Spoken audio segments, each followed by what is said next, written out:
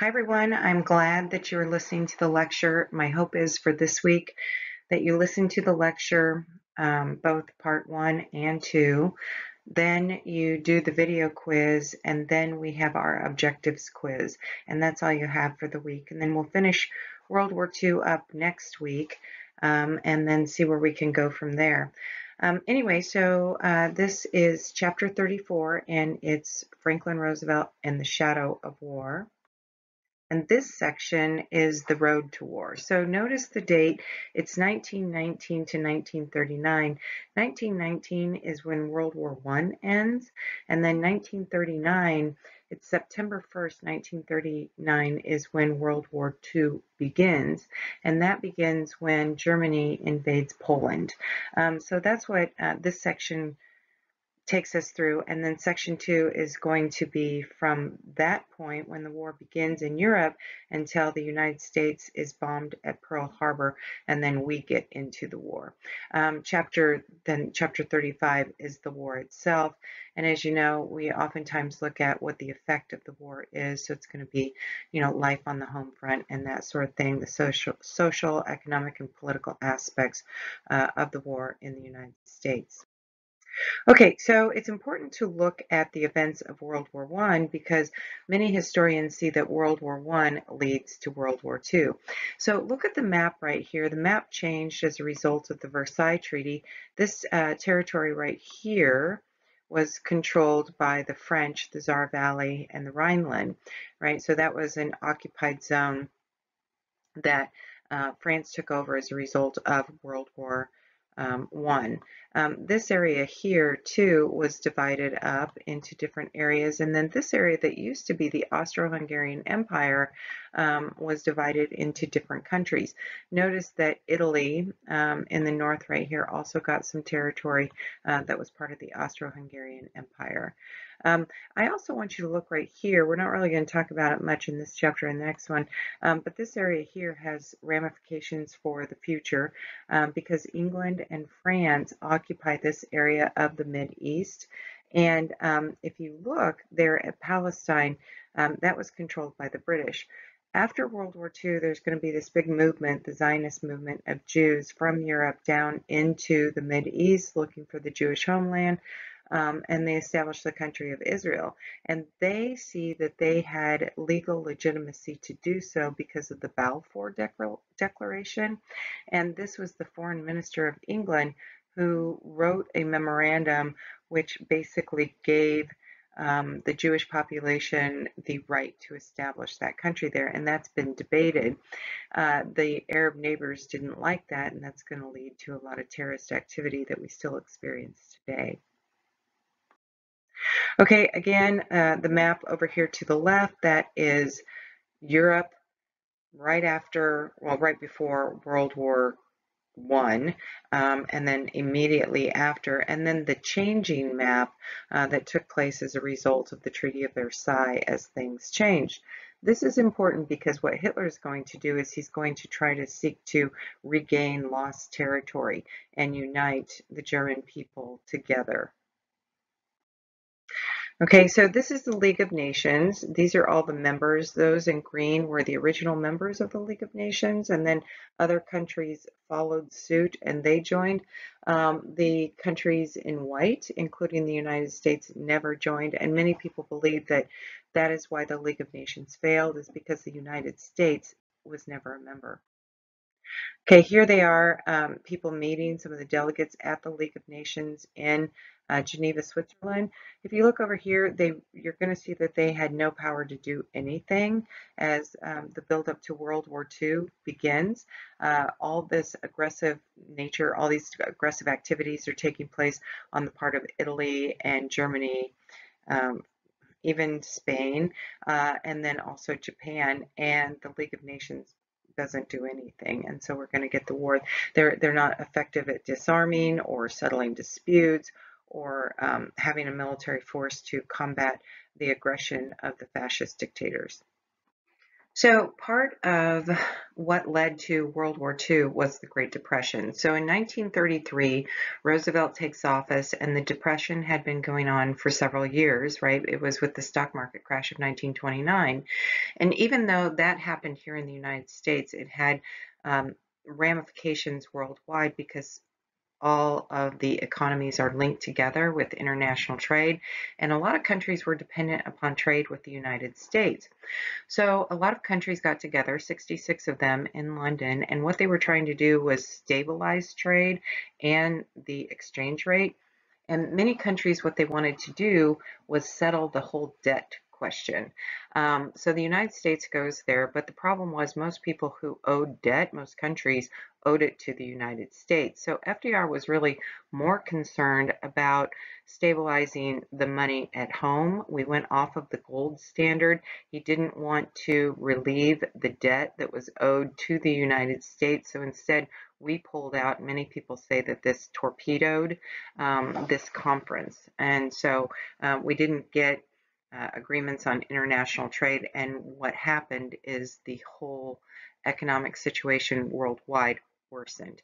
And so when it worsened, people are desperate for solutions, and then they start to turn to more extreme leadership in different countries. And that's where you're going to see the rise of Hitler, Mussolini, and Francisco Franco in Europe, and then Hideki Tojo in Japan.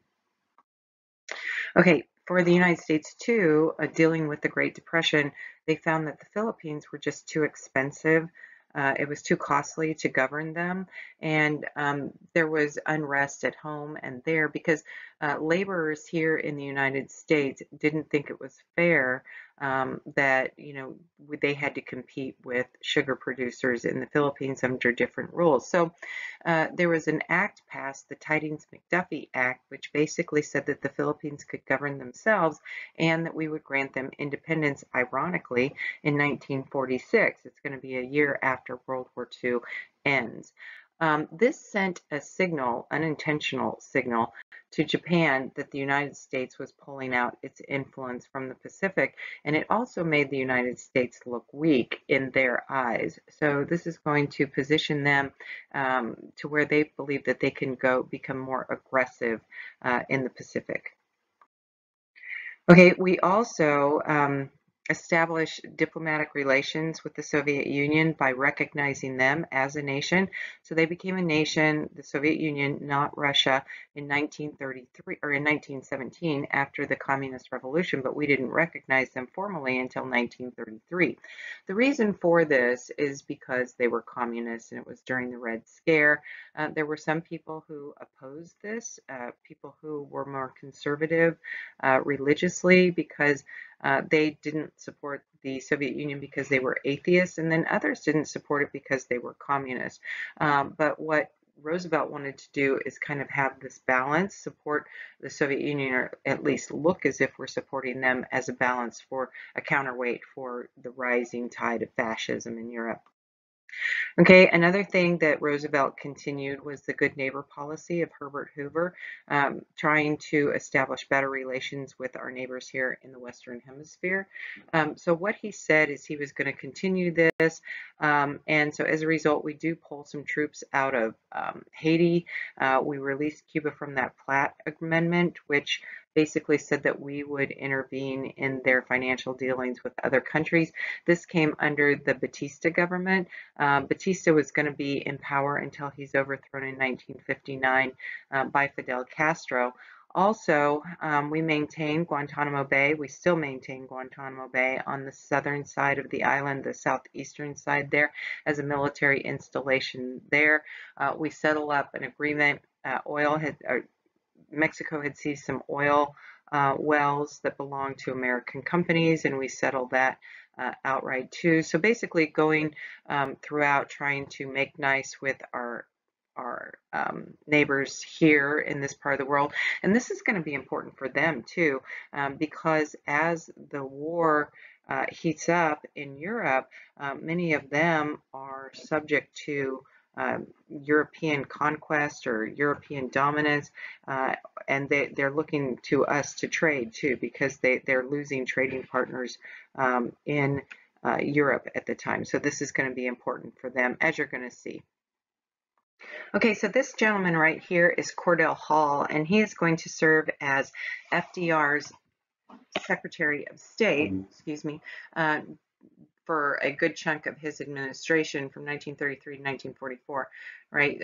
All the way through up until, well, FDR passes away until in 1945. But anyway, he believed that the tariffs were bad for international trade and thus bad for our economy, and justifiably so. So anyway, he comes up with the reciprocal trade agreement because it was an agreement. It didn't require congressional approval. It was an executive agreement. And so what it said is that if other countries reduce their tariffs on goods, our goods going into their country, then we would reciprocate and do the same thing. This was trying to create better relations with our trading partners, and then also increase international trade.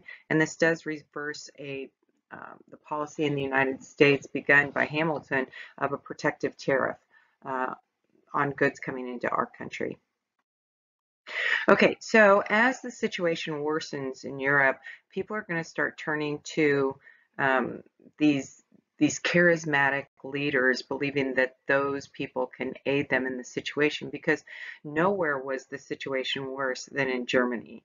They had very high unemployment, they had runaway inflation, they had a corrupt government, so it was really bad. They had people fighting in the streets. They were like uniform soldiers from different competing factions who would fight against one another. Eventually, the Nazis kind of went out. So there's all of this chaos that's taking place as a result. And so we get the rise of fascism, and in the form of totalitarian dictatorships. Fascism is this belief that you lose your personal identity and everybody works for the glorification and the betterment of the state. And here I have this quote: "The individual was nothing, the state was everything," meaning the country was everything. This poster right here, "Unsere letzte Hoffnung," is our only hope, Hitler. And many people believe that. He was a charismatic leader. He's going to come to power. He's going to have public works programs. He's going to restore pride in being German after the defeat of World War I. And he's going to get this huge following that's going to enable him to do the things that he did. Okay, also in the Soviet Union, we have Joseph Stalin. He comes to power after the death of Vladimir Lenin in 1921. And there was, he competed with a man by the name of Leon Trotsky for power. Trotsky favored this worldwide revolution, wanting that, and they both kind of fought against one another. He ends up winning, and to come to power, he basically killed anybody who opposed him, or they were sent to concentration camps in Siberia. So he's going to lead for a while, and it's not a good transition. With this command economy that he puts in place, they take over the agricultural system, which is run inefficiently and poorly, and it leads to this horrible famine from 1932 to 1933. Also, thousands, if not millions, were killed with this Great Purge. A lot of historians estimate that there were probably about 30 million people killed in the Soviet Union as they transferred or transitioned into communism, because people didn't want to live under the yoke of that totalitarian dictatorship. Okay, so what Stalin did too, this is kind of funny, interesting, haha. Up there at the top, here's Stalin with this guy, Nikolai Yezhov, who was the water commissar. But anyway, he fell out of favor, and so he was just wiped out of history. This is like the earliest photoshopping that takes place here. There's a lot of examples of it. Here's another example. So this guy right here is Trotsky, and he's standing there with Vladimir Lenin. Now, Lenin is a national hero in the Soviet Union, and Stalin didn't want any record of Trotsky there. There's some other people here too who are changed. This guy, I don't know his name, but notice he's not in this picture, which really makes the other guy kind of look creepy. This guy right here. Kind of change.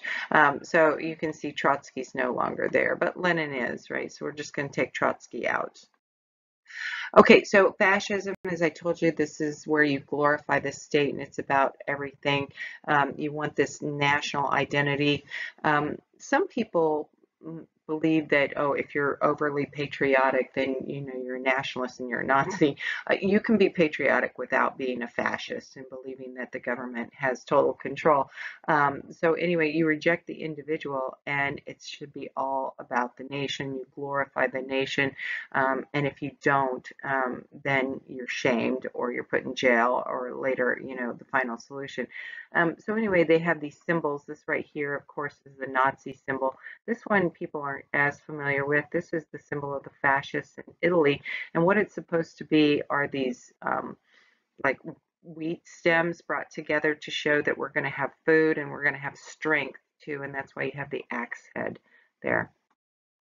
Okay, so Adolf Hitler is known as Der Führer, which is the leader in German. He was born and raised in Austria, right? He also served as a corporal in World War I and favored going there.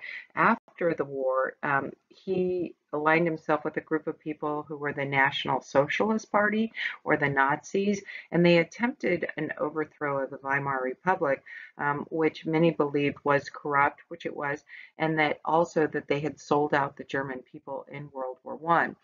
So anyway, he tries to overthrow them, and this was in Munich, and it's known as the beer hall push, where they had sort of this failed attempt to overthrow the government.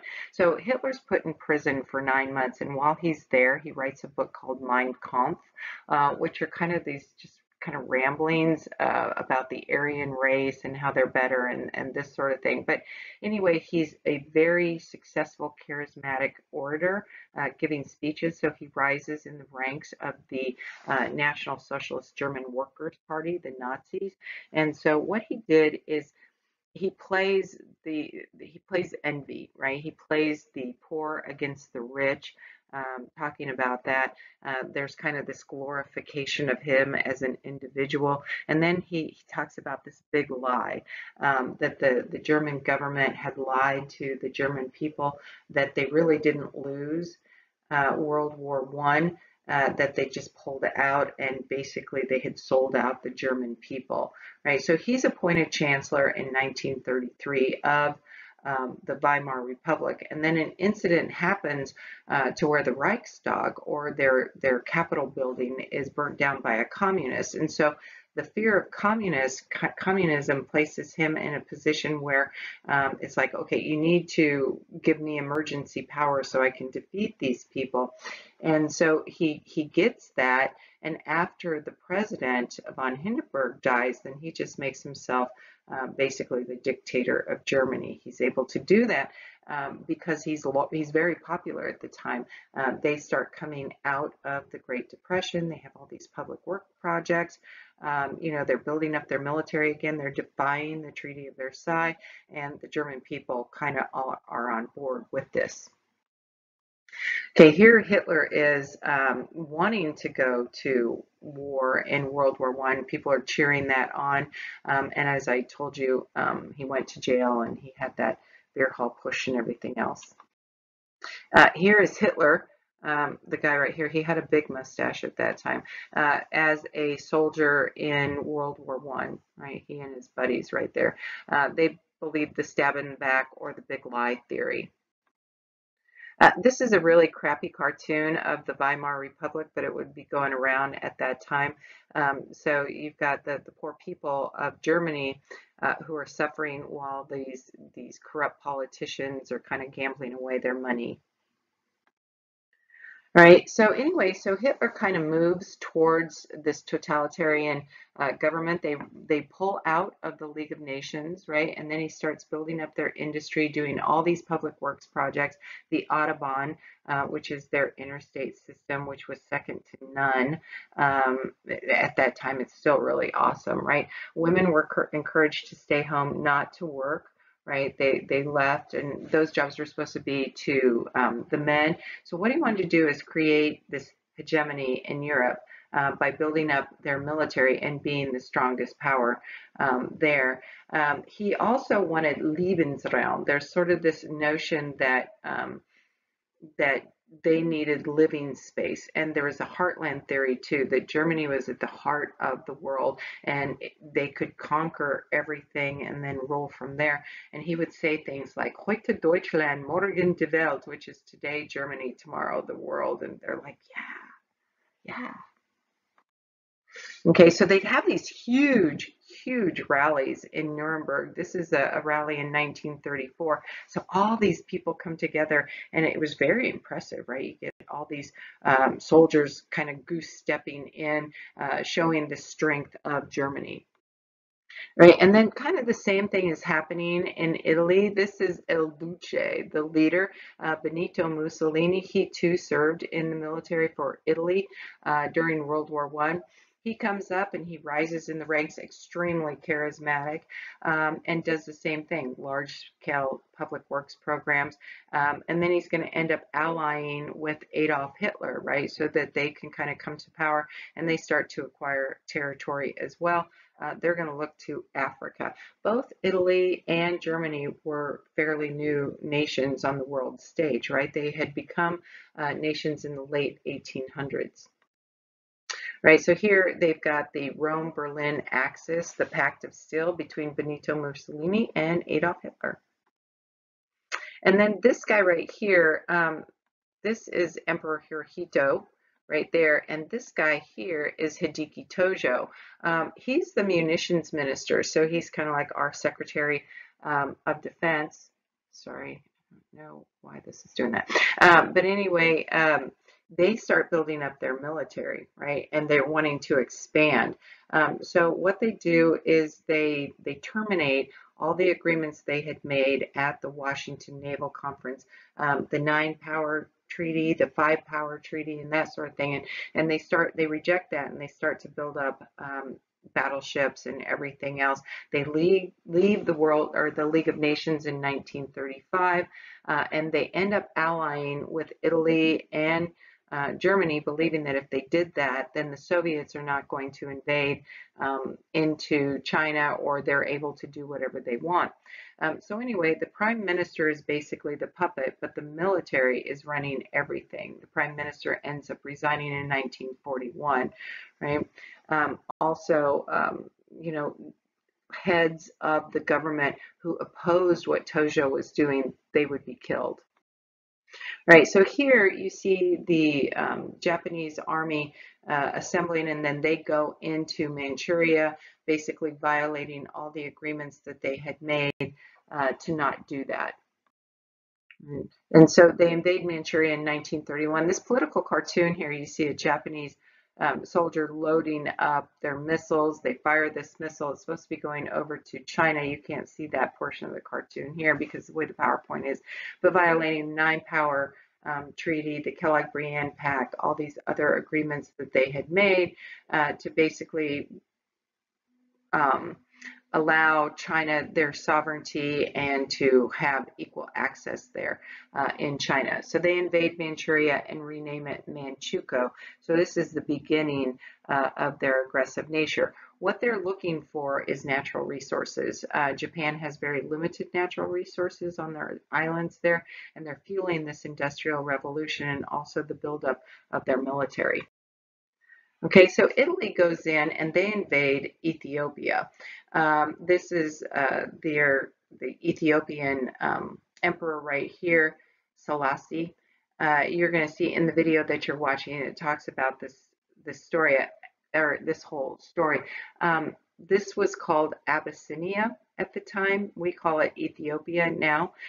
So Italy comes in there and they basically take it over, a peaceful nation. This is really the only nation that had not been claimed by other European powers at that time. Okay, as this is going on, people in the United States are like, we are not getting involved, right? The war hadn't started yet, but people are already saying, we don't want to get involved in any of this. So there's a group of people who come together, and it's the America First committee, and they're an anti-war group that really aid in preventing the United States from getting involved in keeping us out of the war.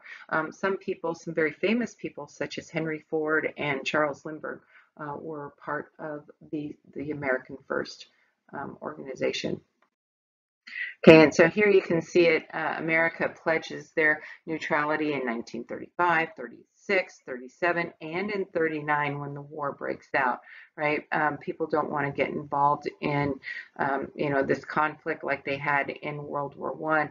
So a lot of people think that American people start to believe that bankers were encouraging this and they instigated World War I so that they could make money off of it, right?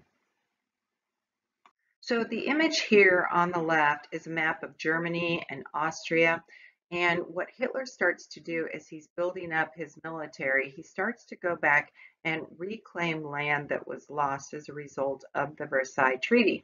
So first he goes into the Rhineland and the Saar Valley, and he takes that over from France. It was the demilitarized zone. They militarize it, right? He's only supposed to have 100,000 troops, but he builds up his army to 300,000. He's not supposed to have an air force, but he builds up the Luftwaffe, right? The air force there.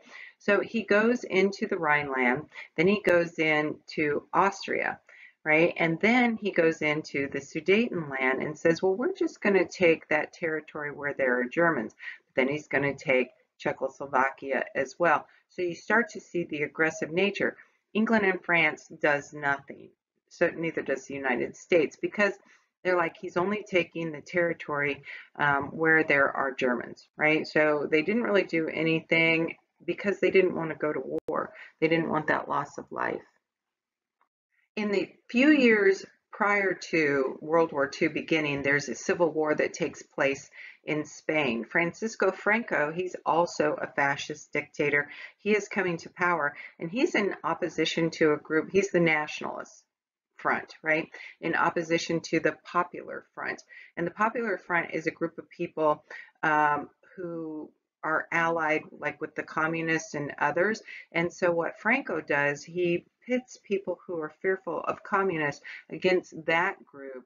And he has others on his side, people who might not have allied with him, more conservative people within the church and that sort of thing because of the fear of communism.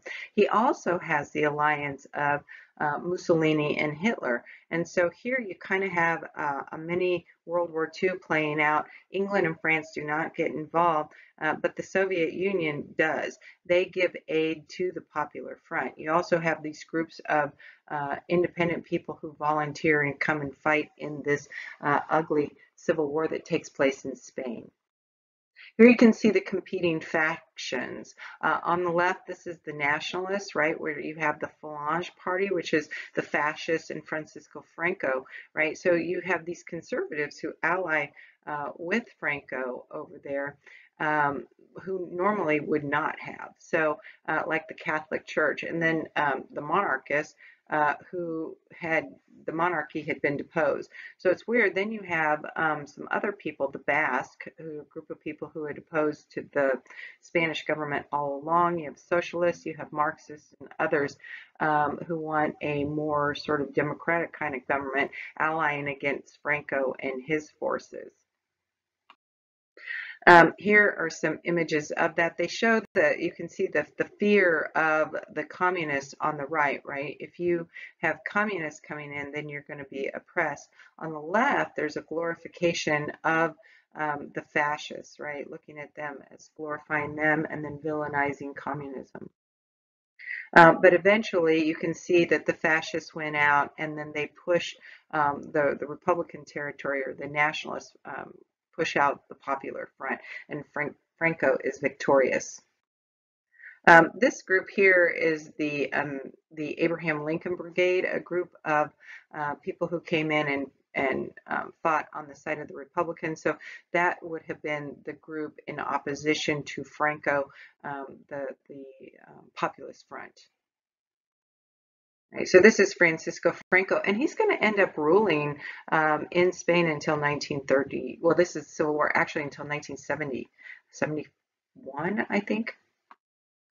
But anyway, some horrible things take place there. Here you see the Italian army marching in, and then also the Germans are going to take part too.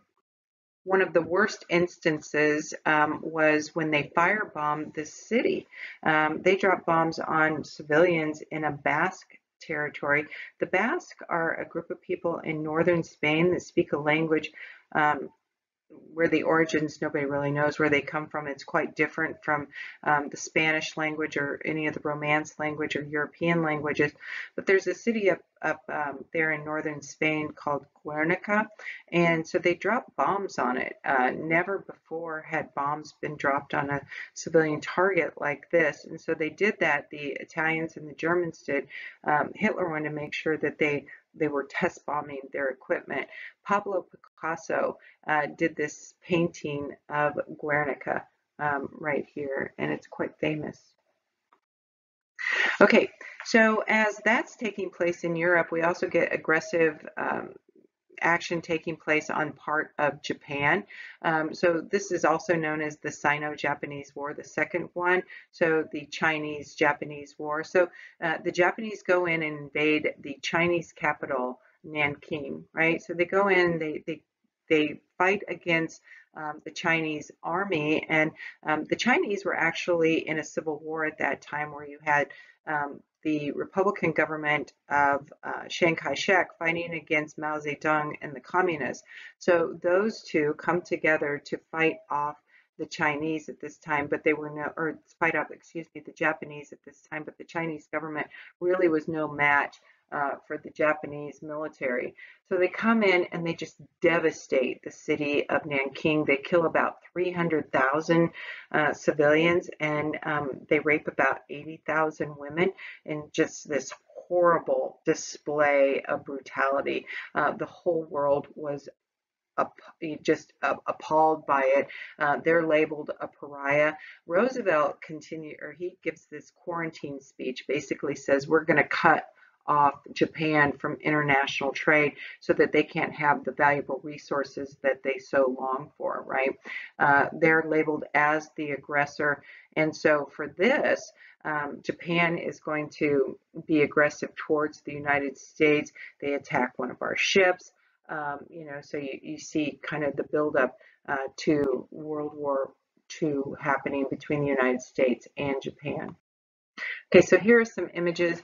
You probably all remember we talked about this in contemporary American history. So severed heads, baby body parts, people being stabbed. It was horrendous. We know about a lot of the events that took place as a result of this because of diplomats who were there, ironically, German diplomats. A lot of the Europeans had to be evacuated from the city when this occurred. Okay, so this is Roosevelt giving the quarantine speech, basically cutting off Japan. And what this does is it triggers a lot of protests among these isolationists, fearing that this is going to provoke American involvement into the war and also anger Japan, which of course it did. All right, and then Hitler's on the move. First, he wants the Sudetenland. Now, the Sudetenland is an area of Czechoslovakia right here where there's a large German population, right? So he goes in there. And then he goes also into Austria, and he takes both of those territories there. So this kind of riles Europeans, but again, they don't want war. Right, so they're really not going to do anything. In Austria, the Nazi Party was pretty popular. Okay, and then this right here, this is the Sudetenland, and then you've got the rest of Czechoslovakia as well. So this gentleman is Neville Chamberlain, and he was the Prime Minister of England at the time as the build-up to war is happening.